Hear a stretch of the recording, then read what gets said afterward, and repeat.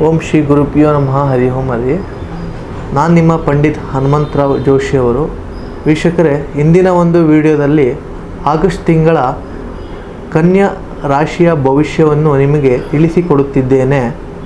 ಹಾಗೂ ಈ ವಿಡಿಯೋವನ್ನು ನಿಮಗೆ ಇಷ್ಟವಾಗಿದ್ದರೆ ಲೈಕ್ ಮಾಡಿ, ಶೇರ್ ಮಾಡಿ, ಫಾಲೋ ಮಾಡಿ. ಈ ತಿಂಗಳಲ್ಲಿ ಗುರುಗ್ರಹದ ಬಲದ ಪ್ರಭಾವದಿಂದ ನಿಮಗೆ ಕೆಲಸದಲ್ಲಿ ಮಾನ್ಯತೆಯನ್ನು ಸಿಗುತ್ತದೆ. ನಿಮಗೆ ಹೊಸ ಜವಾಬ್ದಾರಿಗಳು ಹಾಗೂ ಪ್ರಾಜೆಕ್ಟ್ಗಳು ನಿಮಗೆ ಕೈಗೆ ಸಿಗುತ್ತದೆ. ಆದರೆ ನಿಮಗೆ ಶನಿಯ ಕಾರಣದಿಂದ ಕೆಲಸ ನಿಧಾನವಾಗಿ ಸಾಗುತ್ತದೆ ಹಾಗೂ ಕೆಲವೊಮ್ಮೆ ಒತ್ತಡಗಳು ಹೆಚ್ಚಾಗುತ್ತವೆ. ಇನ್ನು ರಾಹು ಗ್ರಹದ ಪ್ರಭಾವದಿಂದ ಹಣದ ವಿಚಾರದಲ್ಲಿ ಉತ್ತಮ ಅವಕಾಶಗಳು ಹಾಗೆ ಸಣ್ಣ ಲಾಭಗಳು ಕಾಣುತ್ತೀರಾ.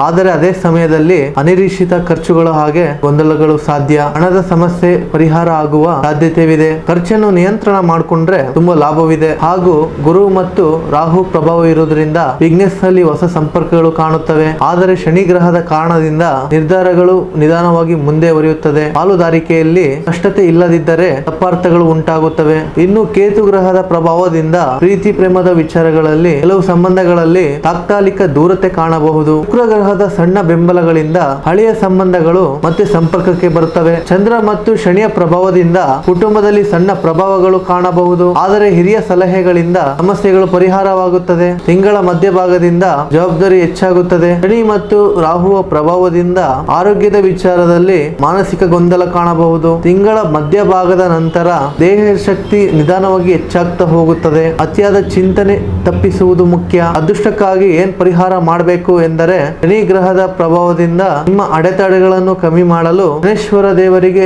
ಎಳ್ಳೆಣ್ಣೆ ದೀಪವನ್ನು ಹಚ್ಚಿ ಜೊತೆಗೆ ಹನುಮಾನ್ ಚಾಲೀಸನ್ನು ಪಠನೆ ಮಾಡಿ ತಿಂಗಳಲ್ಲಿ ಕನಿಷ್ಠ ಒಂದು ಬಾರಿಯಾದರೂ ವಿಷ್ಣು ದೇವಸ್ಥಾನ ದರ್ಶನ ಅನ್ನೋದು ಮಾಡಿದರೆ ಮನಸ್ಸಿನ ಗೊಂದಲ ಅನ್ನೋದು ಕಮ್ಮಿ ಆಗುತ್ತದೆ. ನೋಡಿದ್ರಲ್ಲ ವೀಕ್ಷಕರೇ, ಇದಾಗಿತ್ತು ಆಗಸ್ಟ್ ತಿಂಗಳ ಕನ್ಯಾ ರಾಶಿಯ ಭವಿಷ್ಯ. ಈ ವಿಡಿಯೋವನ್ನು ಇಷ್ಟವಾಗಿದ್ದರೆ ಲೈಕ್ ಮಾಡಿ, ಫಾಲೋ ಮಾಡಿ, ಶೇರ್ ಮಾಡಿ. ಹಾಗೂ ನಿಮ್ಮ ಜೀವನದಲ್ಲಿ ಏನೇ ಒಂದು ಸಮಸ್ಯೆ ಇದ್ದರೂ ಕೂಡ ಕಾಲ್ ಮಾಡಿ, ವಾಟ್ಸಪ್ ಮಾಡಿ, ಬಂದು ನೇರ ಭೇಟಿ ಮಾಡಿ. ಧನ್ಯವಾದಗಳು.